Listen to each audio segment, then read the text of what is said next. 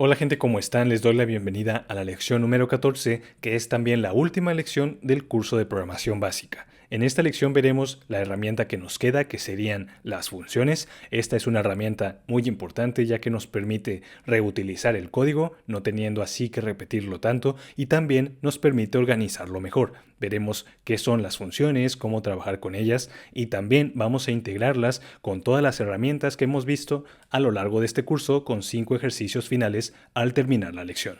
Así que comencemos. Primero que nada, ¿qué es una función? Una función es un bloque de código que realiza una o varias tareas que nosotros definimos. Al crear una función, lo mejor es mantenerla enfocada en una sola cosa a la vez para que sea lo más sencilla posible, ya que también se trata de un bloque que es reutilizable. Además, podemos definir datos de entrada que la función utilice para sus operaciones y también definir datos de salida que nos retorne como resultado. Los datos de entrada que recibe una función son llamados parámetros y hay que definirlos al momento de crear la función. Claro que también podemos crear una función que no reciba ningún parámetro en lo absoluto, pero si es así es necesario indicar el tipo de dato de cada uno. También es posible asignarles valores por defecto. De esta forma, cuando llamemos a la función y no le mandemos ninguna información, estos valores tomen el lugar de los mismos. Y por último está el resultado de la función. Con la palabra clave return podemos regresar, por ejemplo, el resultado de las operaciones que realizó la función. Esto también es opcional. Podemos crear una función que no retorne nada y solo realice sus tareas, pero si definimos que va a retornar algo, tenemos que especificar también el tipo de dato que va a retornar. Así que esta sería suficiente teoría. Nos vamos ahora a Kotlin Playground a continuar aprendiendo sobre funciones. Ya estamos en el editor de código y lo primero que vemos siempre al ingresar es la función principal, es decir, la función main. De ahí viene su nombre, main significa principal y se trata del punto de entrada del código, es decir, el inicio, el punto de inicio para la ejecución del programa. Cuando nosotros hacemos clic en Run para ejecutar el código, Kotlin Playground busca esta función, la función principal, y precisamente esta es la forma en que podemos definir funciones más allá de la función principal. Por ejemplo, escribimos simplemente fun y luego definimos el nombre de la función, en este caso main, y después abrimos paréntesis para indicarle al código que se trata de una función. Luego, con llaves delimitamos el bloque de código y es entre estas dos llaves que podemos escribir las instrucciones que queremos que la función ejecute cuando la llamemos. Y para comenzar vamos a crear una función muy sencilla que nos muestre un mensaje en la consola cuando la ejecutemos. Para esto tenemos que venir al mismo nivel que la función main, es decir, afuera de la misma, escribimos fun que viene de function y luego escribimos el nombre que va a tener la función. En este caso la llamaré hola mundo simplemente. Abrimos paréntesis y con llaves abrimos su bloque de código. Ahora en su bloque solamente voy a llamar a la función println y le voy a mandar hola mundo. Y hasta aquí solamente hemos definido la función hola mundo, pero aún no estamos utilizándola. Para llamarla, para ejecutar esta función, forzosamente tenemos que hacerlo desde la función main, la función principal, ya que se trata del punto de entrada del programa. Si nosotros ejecutamos tal como está el código, vemos que desaparece la consola y es porque la función principal está completamente vacía. Así que vamos a llamar aquí a la función hola mundo con paréntesis, vamos a comprobar y vemos que ahora sí pudimos ejecutarla y que en la consola aparece el mensaje hola mundo. Como bien recordarás, en la parte teórica vimos que al definir una función también podemos indicarle parámetros que reciba para utilizarlos dentro de la misma. Por ejemplo, podemos quitar este hola mundo que agregamos manualmente y convertirlo en un parámetro. Para esto venimos a su definición, voy a llamarlo txt y tenemos que indicar con 2 puntos su tipo de dato. En este caso será una cadena de texto. Se la mandamos después a la función println adentro de su bloque y también voy a renombrar la función hola mundo a algo más genérico como msg de mensaje. Ahora en la función main voy a volverla a llamar, pero ahora se llama msg y aquí le voy a mandar el hola mundo. ¿De acuerdo? Vamos a comprobar cómo se comporta. Y vemos que conseguimos el mismo resultado en la consola, pero ahora se lo mandamos como una cadena de texto entre los parámetros.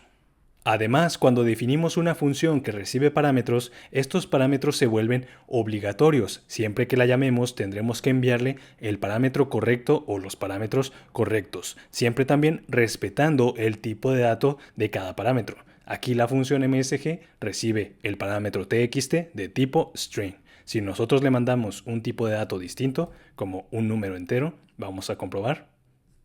Nos aparece un error en la consola que dice el entero no cumple con el tipo de dato esperado string. Si nosotros ahora no le mandamos absolutamente nada, vamos a ver si aparece un error. Ahora el error que nos da es no hay un valor recibido para el parámetro txt.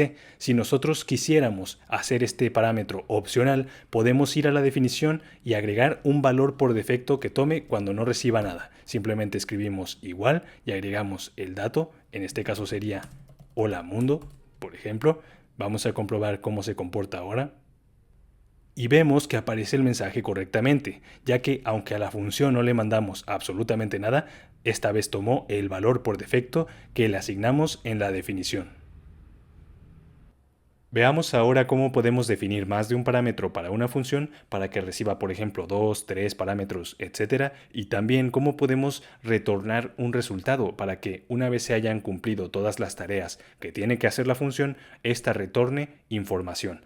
Para esto voy a quitar esta función MSG y también la parte donde la llamamos y vamos a crear una función distinta que se llame multiply. ¿De acuerdo? Esta función lo único que hará será multiplicar dos números y retornar su resultado. Para esto voy a enviarle un parámetro que sea n1 de tipo entero y con coma podemos indicar el siguiente parámetro. Este será el segundo número, n2, que también será un entero. Cuando necesitamos que una función retorne un valor, tenemos que indicar explícitamente en su definición qué tipo de dato va a regresar. Para esto venimos al final del paréntesis, utilizamos dos puntos y yo voy a regresar otro entero. ¿De acuerdo? Ahora en el bloque puedo realizar las operaciones que necesite para regresar esta información. Yo simplemente voy a crear una constante que se llama result y ahí voy a guardar n1 por n2. Es aquí donde podemos utilizar la palabra clave return para regresar este valor. Entonces escribimos return result. Y algo muy importante que debes recordar es que el valor que regreses al final de la función tiene que coincidir en su tipo de dato con el tipo que indicaste que regresaría. Aquí estamos multiplicando dos enteros, así que no habría ningún problema. Ahora vamos a probar multiply, venimos a la función main, vamos a llamar a println y le vamos a mandar directamente multiply de esta manera. Vamos a probar 10 por 20. Nos debería de dar 200. Muy bien, nos aparece 200 en la consola. Ahora vamos a probar 100 por 20. Muy bien, el resultado es correcto ya que nos aparece 2000, por lo que nuestra función multiply funciona correctamente y nos retorna el resultado. Y si bien esta función es muy sencilla, ya que lo único que hace es multiplicar dos números y regresar el resultado, podemos utilizar este mismo patrón para crear una función que sea más útil. Vamos a hacerlo de este lado. La llamaré square, abrimos paréntesis y va a recibir un número entero. Esta función también va a retornar otro entero y lo que hará será regresar el cuadrado del número que le mandemos. Entonces creamos una constante result para almacenar ahí la operación. Multiplicamos num por num, ya que es el cuadrado, y con return regresamos el resultado. Vamos a probar esta función, venimos a esta parte donde tenemos la función println, quitamos la llamada a multiply y vamos a llamar a la función square. Vamos a mandarle números muy sencillos para que sea más fácil de comprobar. Por ejemplo, el cuadrado de 3 nos debería de dar 9. Muy bien, nos aparece 9 en la consola. Probemos ahora con el cuadrado de 4, que debería de ser 16. Muy bien, nos aparece 16. Y por último, vamos a probar con el cuadrado de 5. Muy bien, nos aparece 25 en la consola, por lo que la función square calcula el cuadrado correctamente. Y antes de continuar me gustaría enseñarte lo siguiente. Tanto en Square como en Multiply creamos primero una constante y guardamos en ella el resultado de la operación para entonces retornarlo. Esto no es necesario, lo hice solamente para ejemplificar el proceso de una función, pero podemos directamente retornar una operación y así nos ahorramos la creación de una constante o una variable. Ahora vamos a probar si Square sigue calculando el cuadrado. Por ejemplo, para el cuadrado de 6 nos debería de dar 36. Muy bien, probemos ahora con 7, que debería de ser 49. Muy bien, Square nos sigue retornando entonces el cuadrado del número que le mandamos. Y ahora vamos a resolver uno de los ejercicios de las lecciones anteriores, particularmente el ejercicio de la lección del ciclo for, en el que teníamos que llenar una lista a partir de otra. Tenemos que llenar la lista de números al cuadrado a partir de cada número que está en la lista de números. Ya está aquí la función println para mostrar los resultados y es entre estas dos líneas que teníamos que generar el ciclo, pero ahora lo haremos con una función. Puedes ver que aquí he cambiado también el formato de la función square para que ocupe menos espacio. Simplemente removí los enter de entre las líneas y acá vamos a crear la función. La llamaremos generate squares, abrimos paréntesis y con llaves abrimos su bloque. Y esta función va a ser un poco más compleja, ya que por un lado tiene que recibir una lista mutable de enteros y también retornar otra lista mutable de enteros. Por un lado va a recibir aquí el parámetro numbers de tipo mutable list y con menor que mayor que indicamos el tipo de ítem que será de enteros. Vamos a copiar esta parte de aquí y la vamos a pegar después del paréntesis para indicar también que ese es el tipo de dato que vamos a retornar. Ahora, no hay ningún problema en que el parámetro se llame numbers exactamente igual que como se llama la constante en la función main, ya que este parámetro solo existe en el contexto de la función generate squares, es decir, dentro de su bloque. Este parámetro numbers representa la lista de números originales, los cuales le pasaremos a la función para en base a estos generar la lista de números al cuadrado. Así que vamos a necesitar otra variable dentro de la función, la cual contenga la lista que iremos llenando. Así que aquí creamos una variable, la llamaré squares y será una mutable list of y con menor que mayor que, aquí mayor que le indicamos que contendrá enteros y abrimos paréntesis. Y ya podemos comenzar a iterar la lista de números originales, es decir, el parámetro de numbers, e ir llenando la lista de squares con sus cuadrados. Creamos aquí entonces un ciclo for, abrimos paréntesis y con llaves abrimos su bloque. Entonces, entre los paréntesis vamos a iterar cada número dentro de numbers. Y en cada iteración vamos a llamar squares.add para agregar un nuevo ítem y le vamos a mandar num por num para ir llenándolo con sus cuadrados y ya solo nos queda retornar la lista de squares. Entonces escribimos return squares. Este sería el algoritmo original para generar los cuadrados de una lista de números, pero hasta abajo, como puedes ver, dejé la función square para integrarla en generate squares y reemplazar este cálculo manual de aquí. Entonces aquí podemos llamar square y mandarle num. ¿De acuerdo? Ya solo nos queda comprobar si funciona el código. Quitamos estos espacios ya que ya no son necesarios y podemos directamente asignar a square numbers el resultado de generate squares y le mandamos los números originales. Vamos a comprobar si funciona el código. Muy bien, nos aparecen las dos listas, comprobamos cada número. Por ejemplo, el cuadrado de 2 es 4, el de 3 sería 9, el de 4 16 y así sucesivamente, por lo que nuestra función generateSquares se comporta correctamente. Y he realizado este ejercicio para demostrarte cómo puedes retornar cualquier tipo de dato que necesites desde una función. Tal vez te preguntarás por qué se retorna la información hasta el final. Lo que sucede es que el return rompe la función, es decir, una vez retornas cierta información, el código que se encuentre después de return ya no se va a ejecutar, por eso se hace también hasta el final.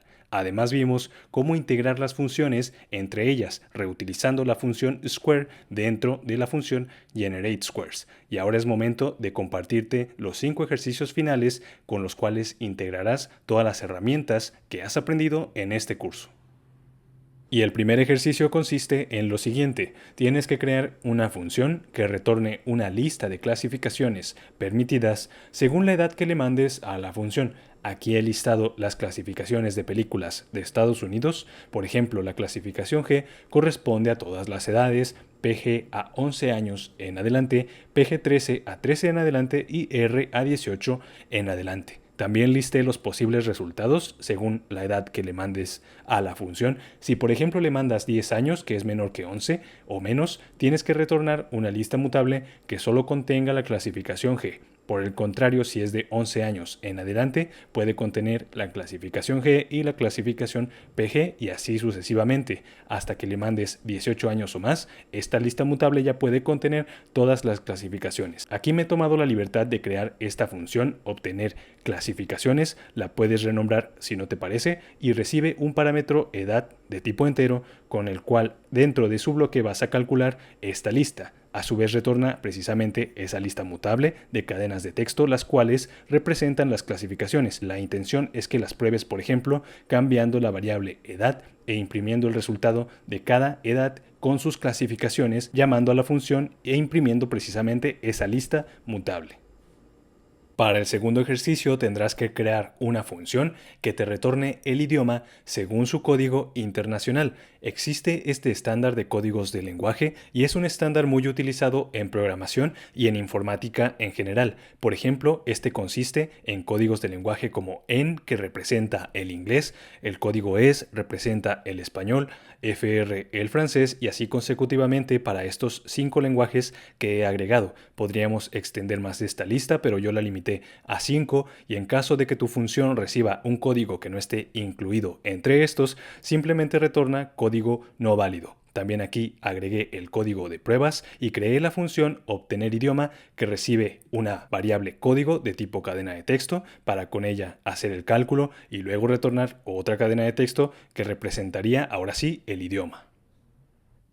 Para el tercer ejercicio tendrás que crear una función que imprima una pirámide. Esto lo tendrás que hacer en la consola en cuanto llames a la función y le mandes como parámetro la cantidad de líneas que tendrá la pirámide. Ya lo hemos hecho esto en lecciones anteriores. No tendrás que utilizar estructuras condicionales, sino más bien una estructura cíclica, que puede ser for o while, según la que mejor te parezca. Aquí agregué también el código de pruebas, creo la variable lines y la seteo en 6, por lo que al llamar la función pyramid tiene que imprimir una pirámide muy similar a la que tengo aquí en este ejemplo. También creé la función pyramid que recibe lines, es un entero, pero no retorna ningún tipo de valor, ya que al llamar a la función solo tendrás que imprimir esta pirámide en la consola. El cuarto ejercicio consiste en lo siguiente: tendrás que crear una función que te calcule y retorne el factorial de un número que reciba como parámetro. Si no sabes qué es un factorial, te lo explico a continuación. El factorial es el resultado de multiplicar un número por cada número que lo precede en la secuencia. Así pues, el factorial del número 5 consiste en multiplicar 5 por 4, por 3, por 2, por 1 y eventualmente nos da 120. De la misma forma, el factorial de 10 consiste en multiplicar 10 por 9 por 8, así consecutivamente hasta llegar a 1. Este nos dará eventualmente 3.628.800. Aquí agregué estos dos ejemplos para que los consideres para tus pruebas. También agregué el código de pruebas con la variable number seteada en 5 y en la consola imprimiendo el resultado de la función factorial. Esta función solamente va a recibir un parámetro n, que sería el número entero al cual le vamos a calcular su factorial, y va a retornar también otro número entero que sería precisamente el resultado. Y el último ejercicio es también el más complejo en términos de lógica, ya que tendrás que pensar muy bien en la forma en que llegas a la solución. Tendrás que crear una función que calcule e imprima en la consola la serie Fibonacci.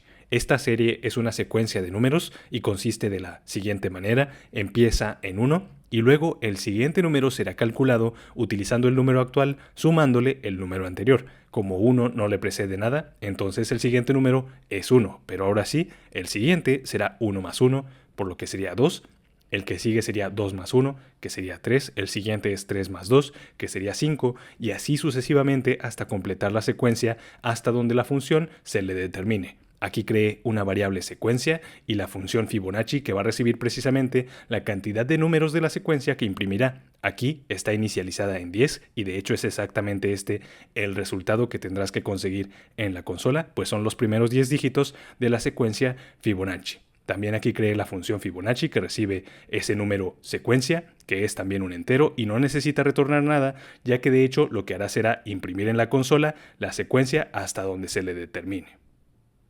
Estos serían los 5 ejercicios finales con los cuales implementarás las herramientas principales de la programación básica que has aprendido a lo largo de este curso. Cada uno presenta su nivel de dificultad. He procurado dejar hasta el final el de la secuencia Fibonacci, ya que me parece el más difícil de todos, el más complicado, pero sin duda los demás también presentan su nivel de dificultad, como lo es el primero, que es el de la lista de clasificaciones de películas según la edad recibida. Con estos ejercicios es que termina este curso. Te agradezco mucho por haberlo tomado y sobre todo te felicito por haberlo terminado y haber llegado hasta el final. Mucha suerte al resolver estos ejercicios, así que hasta luego.